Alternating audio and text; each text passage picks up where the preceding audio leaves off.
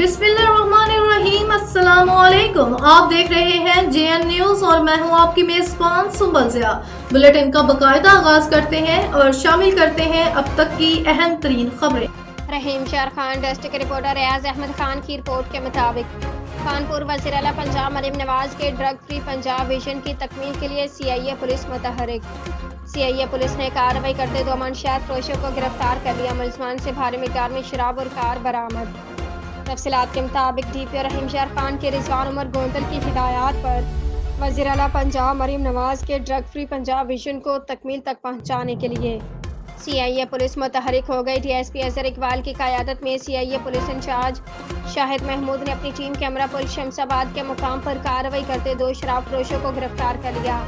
मुलजमान के कब्जे से 240 बोतल वलायती शराब और कार बरामद कर ली।